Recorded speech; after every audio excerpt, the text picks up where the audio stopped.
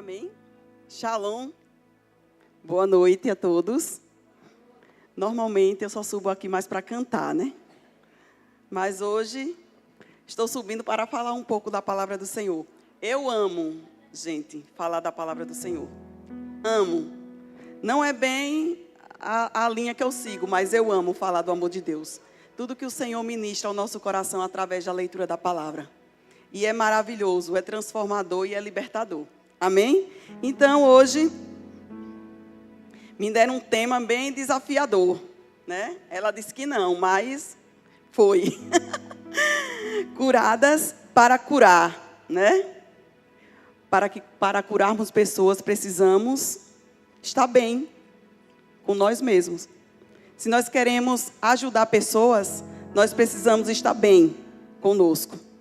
Porque se a gente não está bem conosco, como é que a gente vai abençoar outros? Se nem para nos ajudar, nós estamos prontos. Imaginem para os outros. Não é verdade?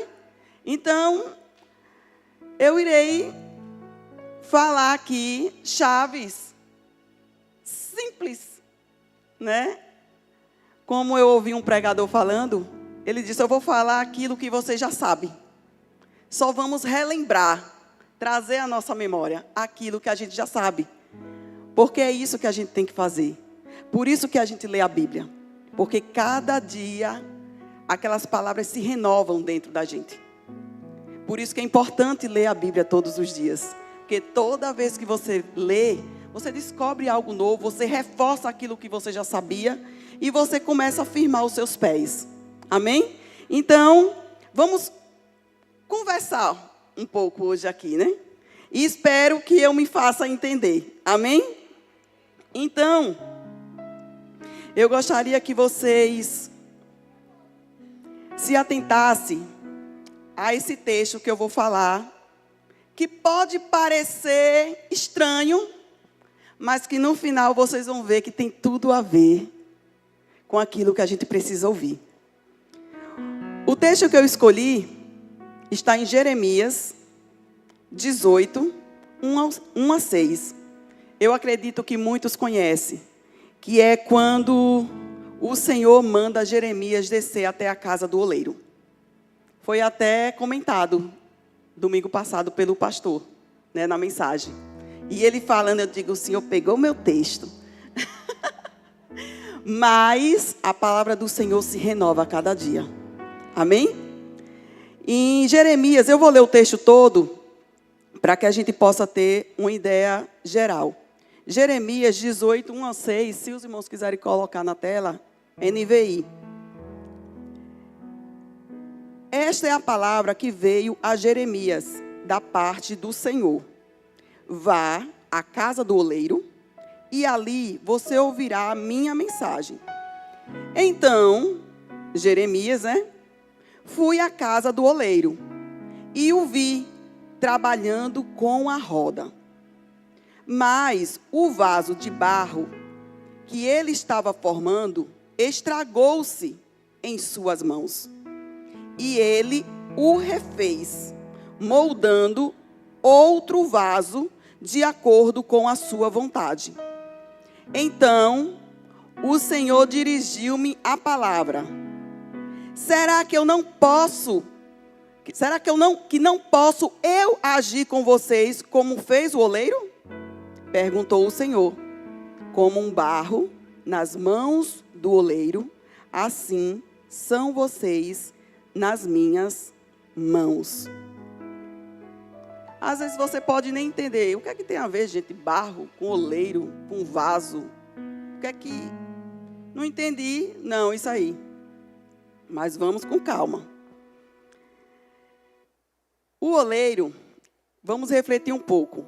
O oleiro, vamos decifrar quem é o oleiro, quem é o barro que vai ser transformado em vaso, certo?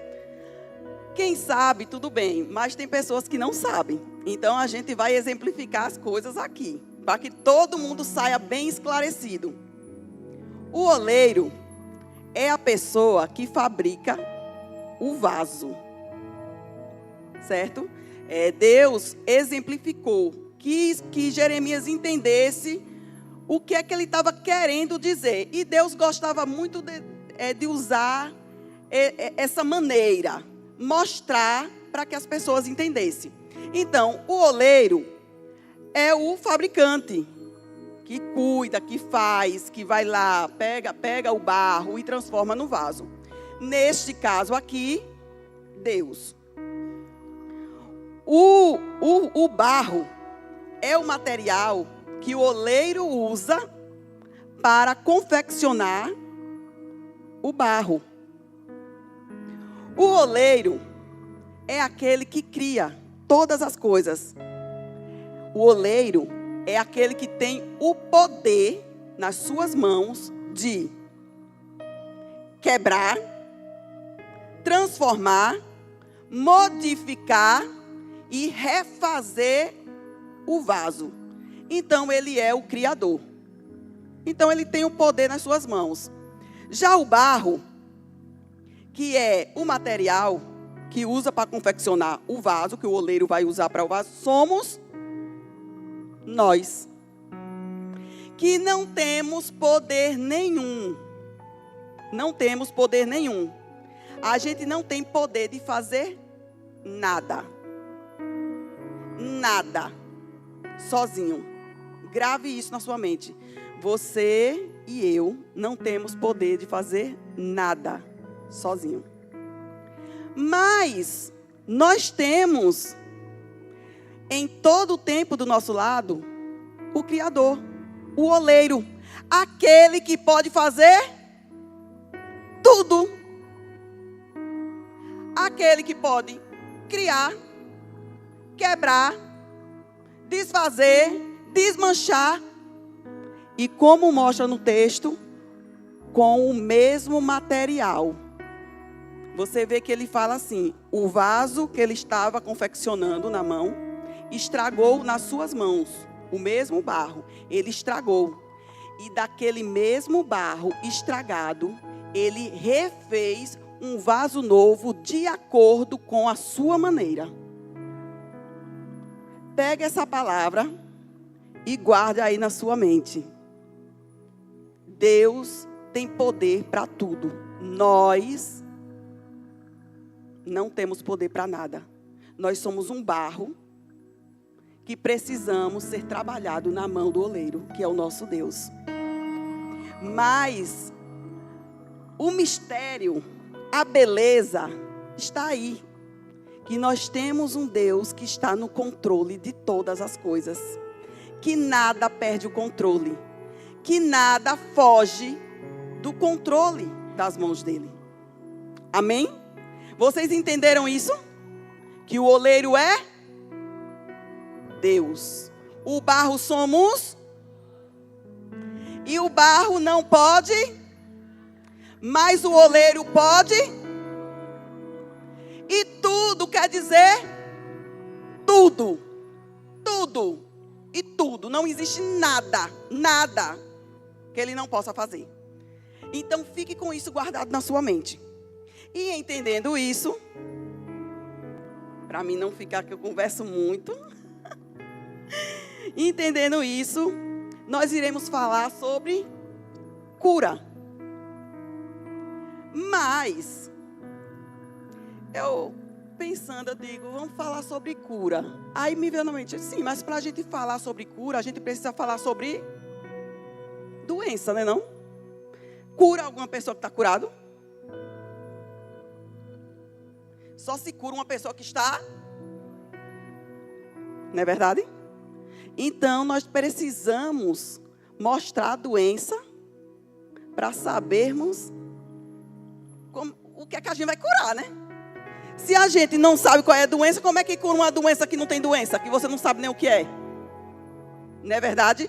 Quando você está, vamos dizer assim, você começa a sentir alguma coisa, mas até então você está vivendo a sua vida tranquilamente. Nossa vida normal, de nosso corpo. Aí você diz, eu estou sentindo essas dores de cabeça, não sei o que, uma dor na perna, sei lá, qualquer coisa. Aí você vai no médico, aí o médico diz você, ó, você tem X de doença. Aí o que é que você faz? Aí você vai fazer um tratamento. ou você não vai fazer, né? Aí se você não fizer, o que é que acontece? Muito bem, não cura, né? Olha, tá vendo? Não cura, simples, né? Mas a partir do momento que você detecta qual é a sua doença, qual é a enfermidade, então você já tem o poder de curar. Aí você só tem que saber qual é o remédio que vai curar a doença. E eu vou dizer a você qual é o remédio para curar. Porque eu sei que vocês querem saber qual é o remédio. Porque não adianta eu dizer qual é a doença e dizer que cura e não lhe dizer qual é o remédio, né? Mas o remédio é tão simples que já foi falado aqui hoje a noite toda desse remédio. Mas vamos para frente. Então a doença espiritual é manifestada através da nossa natureza humana. Como assim, Renata? A doença é uma ferida, né? É uma ferida que se instala ali em você e ela pode ficar daquele jeito, de acordo com o tratamento que você for fechando, ou então ela pode ir se alastrando e levando à morte, dependendo da doença e dependendo da ferida. Então, ela é manifestada através da nossa natureza humana. Em Gálatas, ele nos dá uma listagem de quais são essas obras, essa deficiência que nós temos uma tendência, nós temos uma inclinação, sempre. A gente tem que entender que a nossa inclinação não é para o bem. A nossa inclinação é para o mal. Ah, Renata, que coisa feia de dizer isso. É por isso que Jesus morreu. Para que a gente tivesse essa esperança. Para que a gente tivesse pudéssemos herdar a vida eterna. Por isso que Jesus morreu. Porque não tinha como nós, o que foi que eu disse a vocês? Barro, não tinha como nós, barro, fazer nada. Nós não temos o poder de fazer nada. Então nós temos uma inclinação para o pecado. E essa inclinação é descrita aqui em Gálatas. Em Gálatas 5. Em Gálatas 5, ele diz que nós temos essa inclinação. Mas ele diz assim, olha: vivam pelo Espírito, e de modo nenhum satisfarão o desejo da carne. Viver no Espírito, o que é? É estarmos andando com o Senhor. E a carne, o que é? É fazermos tudo aquilo que o Senhor disse para nós não fazermos, que é o que eu vou descrever aqui. A carne deseja o que é contrário do Espírito. Tudo que é contrário do Espírito, que é a vontade do nosso Deus, é contrário à carne. E tudo que é contrário à carne, confuso isso, né? Confuso. Eles estão em conflito o tempo todo eles brigam entre si. O nosso espírito e a nossa carne, eles brigam o tempo todo entre si. Aí todo mundo gosta de dizer essa mesma situação, né? Qual é o que vence? O que for mais bem alimentado. É o que todo mundo diz. Está vendo que é uma coisa que todo mundo sabe, mas que muitas vezes a gente não faz? Então eu vou citar aqui algumas obras da carne que está em Gálatas. Vou pular alguns, vou dar ênfase em alguns. Imoralidade sexual, impureza e libertinagem, idolatria e feitiçaria, ódio, discórdia, ciúmes, ira, egoísmo, dissensões, facções e inveja, embriaguez, orgias e coisas semelhantes a essa. Aqui não é uma lista irmãs, fechada. São coisas que são semelhantes a essas, fazem parte dessa doença espiritual, que é da nossa natureza humana e que nós temos inclinações. Por que eu dei uma ênfase na questão de ódio, discórdia, ciúme, ira? Nós mulheres temos uma tendência muito grande a enveredar por esses caminhos e deixar que essas doenças entrem em você. E não é nem que entre, é que fique, permaneça, faça morada, faça casa. E depois que a casa é construída, para destruir a casinha é difícil. É muito difícil destruir a casa feita dentro de você. Eu costumo dizer assim, que a gente, não é que a gente não tenha, deixa eu ver o horário.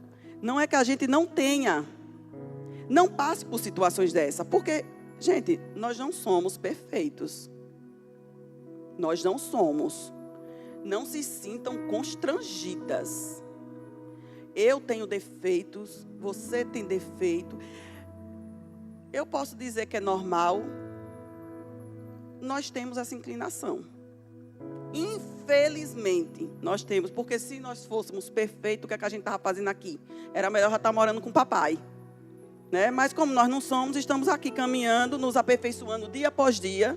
E falando da palavra para ver se a gente melhora alguma coisa. Então, nós temos essa inclinação e temos esse poder de guardar isso. Isso são doenças. São as doenças que precisam ser curadas. Se você tem ódio, como é que você tem condições de curar outra mulher? Com o coração cheio de ódio, cheio de rancor, cheio de amargura, cheio de tristeza mal resolvida, que você deixou lá se enraizar dentro de você. Então, são coisas que a gente precisa observar. Como eu estava dizendo, são coisas que acontecem na nossa vida, que tem nas nossas vidas. Só que tem que ser, irmãs, uma passagem. A gente não pode parar lá. Fazer igual eu aprendi com a pastora Noêmia. Não tome para si aquilo que não é seu. Minha, é minha, é minha, é minha, é minha. É minha. A gente, não, mas você sabe. É porque não foi com você. Se fosse com você, você ia entender, né?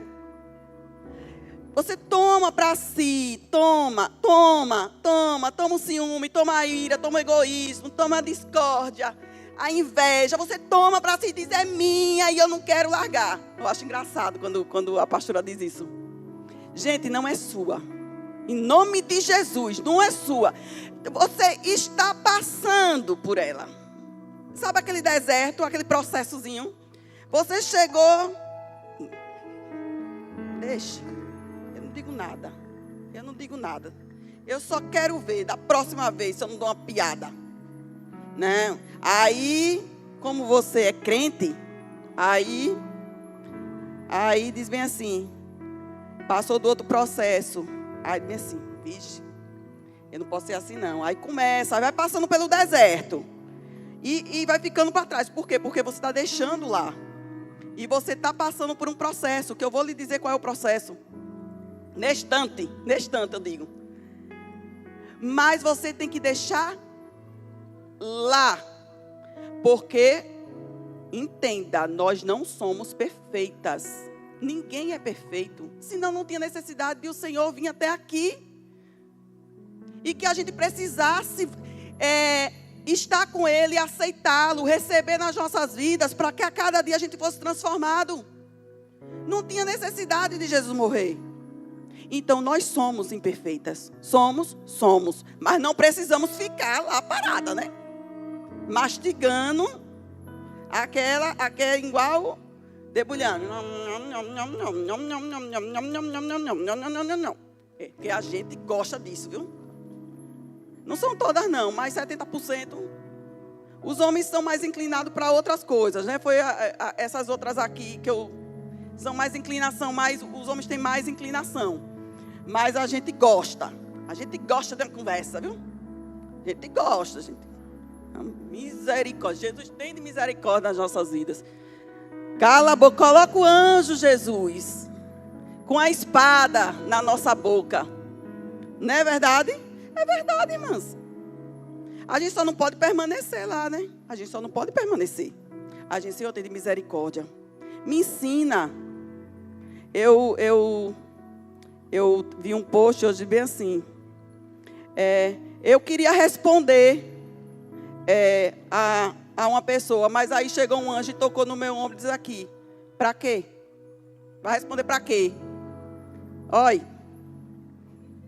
fecha a boca. Não é hora de você falar. Pronto, vai falar o quê?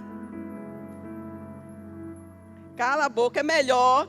Aí amanhã você vai pensar, se arrepende porque falou. Aí diz, para que eu falei? Né? Se eu tivesse ficado calado, a pessoa nem estava pensando isso. Mas a gente tem uma tendência. Mas a gente pode melhorar. Vamos lá. Eu vou tentar ser rápida nisso aqui. Tem uma doença que eu quis destacar aqui. As doenças, como eu já disse, são feridas, né? E tem uma feridinha que é da hipersensibilidade. Eu ouvi essa palavra. Tem a hipersensibilidade para o bem, né? Mas a gente vai falar da doença. Eu ouvi de um pastor também essa palavra e achei interessante. Mulheres feridas ferem. Hipersensibilidade quer dizer que nós nos ferimos com facilidade. Como assim? Sabe aquela coisa que quando a gente está igual gato, arrepia assim aí. A pessoa passou assim, não falou com você, pronto. Bem que a fulana me disse que ela estava estranha comigo. Senti, olha. Olha, chega arrepiou, olha. Diga. Mas como é que essas feridas são abertas? Essas feridas são abertas com rejeição, decepção, né? Às vezes a rejeição é daqui, ó. É da sua cabeça. Ninguém está te rejeitando, mas você está tão hipersensível que você não pode ouvir nada. Nada. Que dói os ouvidos. Aquela enxaqueca que você tem que apagar as luzes e ainda continua doendo. Não é que um menino faz assim, mãe, aí menino, tá gritando.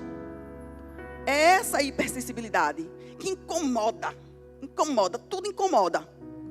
Repare um texto. Ai, Jesus, esse texto, só esse texto vai dizer tudo. Esse texto, em 1 Samuel 18, eu não vou ler os textos não, irmão, senão não dá tempo. Saul se incomodou, gente, não existe não, com uma música.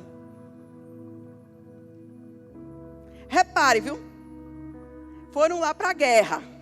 Saul, o rei, né? Saul era um rei, gente, quem não conhece, Saul era um rei, o rei de Israel. E aí tinha Davi, né? Davi, ele já tinha recrutado para o exército dele, porque era valente, venceu Golias, aquela história toda que você já sabe. Então ele venceu Golias e disse, eu vou recrutar para a guerra, não sei o quê. Pronto, foi lá, venceu, lutou com os filisteus, e venceu, e não sei o quê. Pronto, chegou todo mundo feliz. Vencemos, não sei o quê. Aí as mulheres, né? Para quê? Para quê? As mulheres com os tamborins, e dançando, e não sei o quê, e aquela festa. Aí diga o que foi que as mulheres disseram. Cantando, viu? Saul matou seus milhares. E Davi dezenas de milhares. O rei matou seus milhares. E Davi, ó, Davi que era um soldado, gente. Imagina a situação agora. Rapaz, esse negócio não ficou bom não, viu? Não ficou bom não. Porque Saul, hipersensível, não sabia a sua posição, não tinha consciência de quem era, disse assim, muito aborrecido, atribuíram a Davi dezenas de milhares. mas a mim milhares. O que mais lhe falta, senão o reino? Daí em diante, Saul olhava com inveja para Davi. Uma pessoa hipersensível é um perigo. E daí foi ladeira abaixo. Saul, ele não conseguiu mais retornar, porque a inveja, os ciúmes corroía a vida dele. Ele não conseguiu, ele deixou fazer morada. Ele deixou o diabo entrar na vida dele. Ele não conseguiu mais tirar ele de lá. Aquela doença ficou corroendo. Gente, é sério. E o Senhor podia fazer muito por ele, mas ele se deixou envenenar por uma simples música que ninguém fez com intenção nenhuma de magoá-lo. Mas pela hipersensibilidade dele, ele se deixou contaminar. Mas aí, sim, Renata, e como é que resolve isso? Qual é a cura? A cura é fácil. Você saber qual é a sua identidade. Quem você é. Para que você foi chamado. Por que é que você está aqui? O que é que você está fazendo aqui? Você não precisa. Gente, todos fomos chamados. A Bíblia diz que nós somos comparados à igreja a um corpo. Um corpo humano. Veja um corpo humano. Tem o quê? Olho, nariz, boca. Não se repete. As coisas não se repetem. Então, todo mundo tem um lugar no corpo. Todos têm um lugar no corpo. Então, você precisa entender para que você foi chamado. Ah, Renata, mas eu não sei para que eu fui chamada. Eu sou aqui uma pessoa à toa. Muitas vezes você não sabe. Irmãos, eu não quero magoar ninguém. Mas, vamos lá. Muitas vezes, o que é que acontece? Você não se identificou porque você está querendo entrar no membro do outro. Você está querendo fazer o que o outro faz. Está entendendo? Você é mão e quer ser pé. Tem condição um negócio desse? Aí o que é que acontece? Conflito. Dá conflito. Por quê? Porque você não entendeu. Você não tem como ver que você é mão. Porque você quer ser pé. Porque o pé é melhor. Porque é melhor. O olho é melhor. O nariz é melhor. A orelha é melhor. Eu quero ser. Você quer ser tudo menos mão. Para o que você foi chamado. Entenda. Aí você diz, mas mesmo assim eu não sei. O pastor Cid Clay já disse tantas vezes como é que se descobre esse negócio. Aqui, como é que você descobre o que é que você foi chamado? Você veja algo que você se identifique e faça. Ele citou até um dia desse. Você quer saber se você tem o dom de curar? Comece a orar pelos enfermos. Aí se não curar, sim. Continue orando. E você vai procurando qual é o seu dom, gente. Faça alguma coisa. O problema é que a gente quer estar no mesmo quadrado do outro. Cada um no seu quadrado. O meu quadrado é esse. O seu é esse, viu? O seu é esse. Mas aí você quer vir para o meu. Aí fica me atrapalhando no meu quadrado. Nem eu faço direito, nem você faz direito. E a gente começa a brigar e começa a ter a discórdia. Aí complica. Então, você tem que ter identidade. Não faça como Saul. Vamos tirar essa hipersensibilidade e vamos colocar essa hipersensibilidade para o mover do Espírito, para buscar a Deus, para estar na presença dEle, para sentir a presença dEle, para se deixar ser moldado por Ele. Então, tem mais uma. Deixa eu ver se vai dar tempo. A ferida da amargura. Sabe o que é amargura? É aquela pessoa ressentida, magoada, se raiva com tudo, decepcionada. Aí o que é que acontece? Pode surgir quando? Quando alguém se sente injustiçado, ofendido, decepcionado ou tratado com alguma crueldade. Aí a amargura pode levar você a uma mentalidade negativa e destrutiva. Então, tudo isso faz parte de um pacote só, é numa linha tênue, as duas andam. E muitas vezes a gente não percebe, mas a gente está com isso guardado dentro de nós. Aí a Bíblia diz assim, em Hebreus 12:15, cuide que ninguém se exclua da graça de Deus, que nenhuma raiz de amargura brote e cause perturbação e contamine a muitos. Porque, irmãs, o que é ruim tem uma facilidade tremenda de contaminar. O que é bom é mais difícil, mas o que é ruim tem. Sabe por quê? Porque já está dizendo, é uma raiz. Vai assim aí, por baixo das terras. Você come. E aquilo vai entrando no seu coração. E aí você não trata. E aquilo vai crescendo. E vai ficando um gigante dentro de você. Que você vai chegar uma hora que você diz, Senhor, como é que eu faço para me livrar disso? Eu não consigo me livrar disso. Isso já está me causando uma doença. Nem mais espiritual. Mas uma doença no meu corpo, na minha alma. Que eu vou precisar tomar medicamento. Agora, porque agora eu começo a ficar ansiosa, começo a ficar estressada, aparece um monte de coisa. Então a gente tem que ter cuidado. E qual é a cura da amargura? Isso é difícil, viu, irmãos? O perdão. O perdão é a cura. E é fácil. Que a gente fala aqui parece tão fácil, né? É fácil. Não é não, é difícil. O perdão é uma das coisas mais difíceis que tem. Falar que é muito bonito. Todo mundo levantar aqui e chegar, você tem que perdoar. É lindo, né? Mas quando você chega mesmo para a pessoa cara a cara, e agora, para perdoar, você tem que desabafar e contar e reconhecer erros, acertos, um de um lado, outro do outro. É muito difícil. Mas é necessário para que você se cure da amargura. E como Jesus perdoou, nós devemos perdoar. Amém? Efésios 4, 31 e 32 diz assim: livrem-se de toda a amargura, indignação e ira, gritaria e calúnia, bem como toda a maldade. Sejam bondosos e compassivos, uns para com os outros, perdoando-se mutuamente, assim como Deus perdoou vocês e eu em Cristo. Então a gente precisa melhorar. E a gente vai melhorar, eu creio, em nome de Jesus. Outra coisa que eu achei interessante, o texto bíblico encaixou perfeitamente.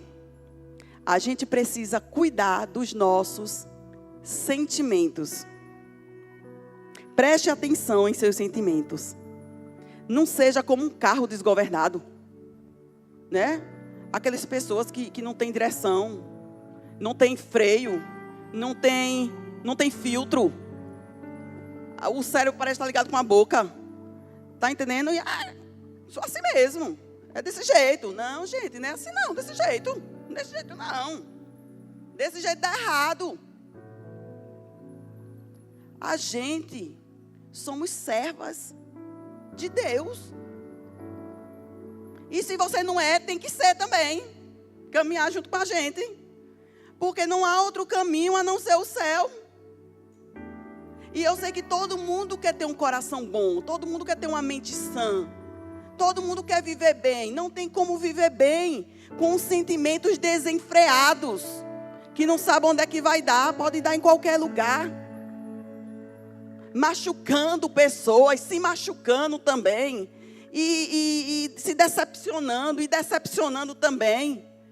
Igual um carro desgovernado, sem direção, que não sabe para onde é que vai. Precisamos tratar isso. Devemos ter cuidado. Por quê? Aconteceu uma coisa. Por conta dele não saber dominar o seu sentimento,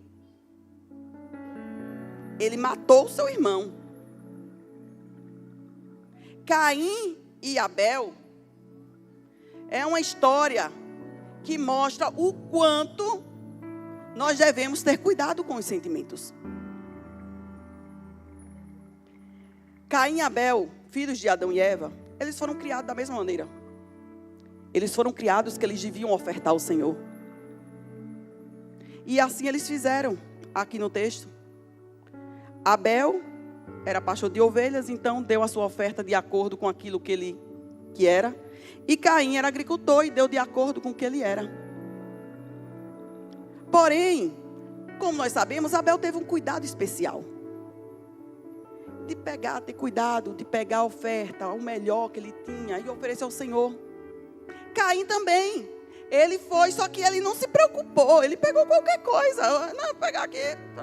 O que aconteceu? Deus não se agradou da oferta de Caim, mas se agradou da de Abel. Aí, gente, Saul, né? Deu confusão. Com certeza deu confusão.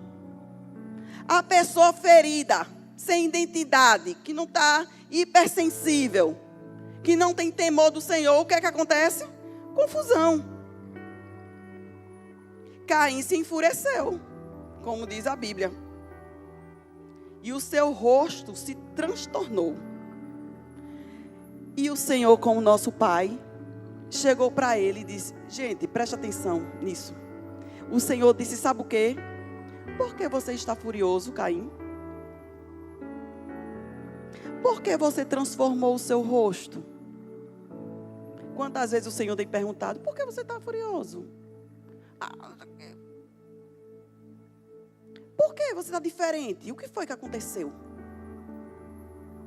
Aí Deus disse bem assim: será que se você não fizer o bem, você não será aceito?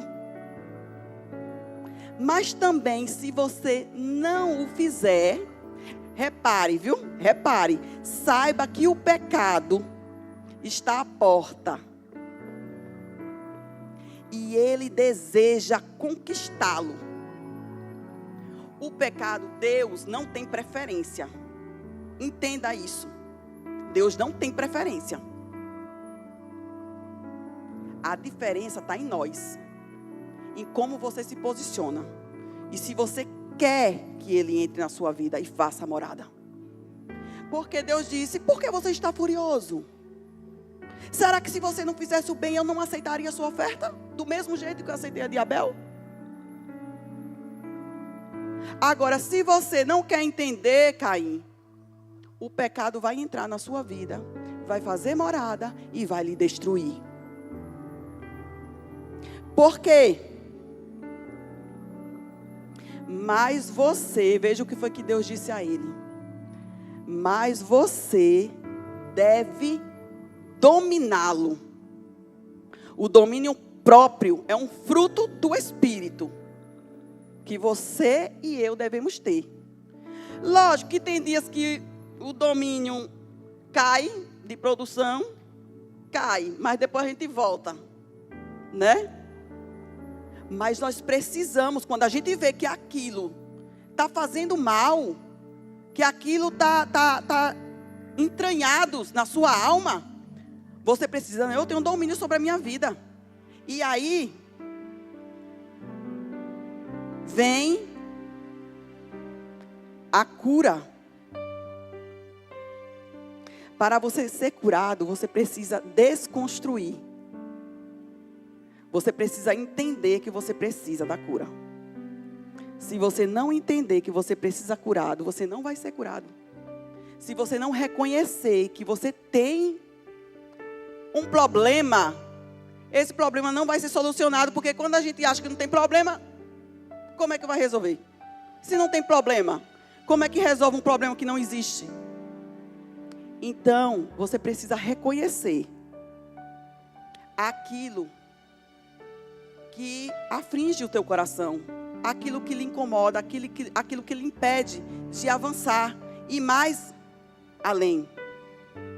Você precisa reconhecer. O primeiro passo, você tem que desconstruir para depois reconstruir. E para a gente reconstruir, a gente precisa tirar.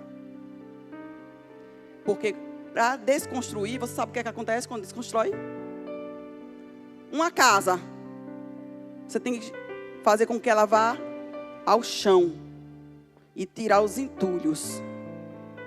Mas sabe quem é que tira os entulhos? Isso aí, garota. Deus. Deus tira os entulhos. Sabe por quê? Deus é o oleiro. Deus é o oleiro. E quando Ele pega nós, o barro, cheio de pedra, cheio de raízes, bagaço de bala, chiclete. Se Ele for, quando Ele vai fazer ali na roda, o vaso, ele vai se quebrar, porque está cheio de entulho. Então, você vai desconstruir. O que é desconstruir? Entregar a sua vida nas mãos do Senhor. E dizer, Senhor, sozinho eu não posso, porque você é barro. Então, entenda. Você sendo barro, não tem como você fazer nada. Mas saiba que você tem o oleiro Deus, Criador, que faz tudo. Que tudo está no controle dEle. Nada foge do controle dEle. Nada, gente. Você precisa entender isso. A cura para a nossa vida é Jesus. É aquele que pode tirar tudo que está atrapalhando a sua vida. Tudo que te incomoda. Ai, Renato, mas como é que eu faço isso? Você tem que, depois que isso tudo é ajustado, você precisa estar alicerçado.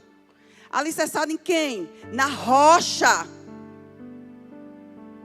Lembra daquela passagem do homem prudente e do insensato?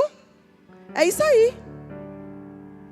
Depois que você desconstruiu e você quer melhorar, porque você já deixou sua vida nas mãos do Senhor, você vai fazer o seguinte.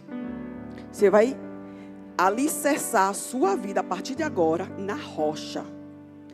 Como é que você alicerça na rocha? Quem ouve estas minhas palavras e pratica é como o homem prudente. Quem ouve a minha palavra, quem lê a Bíblia, quem medita, quem tira um tempo para mim, você está edificando a sua casa, a sua vida na rocha. Porque toda vez que você medita, seus pés começam a ficar firmes. E quando vir a tormenta, ela vai vir para os dois.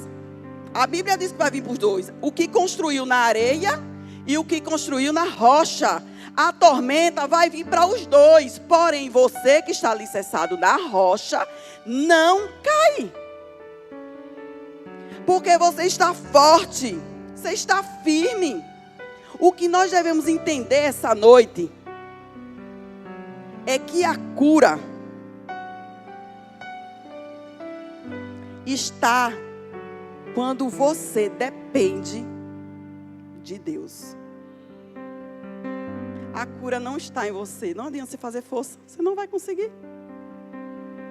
A cura está a partir do momento que você coloca as suas mãos no Senhor.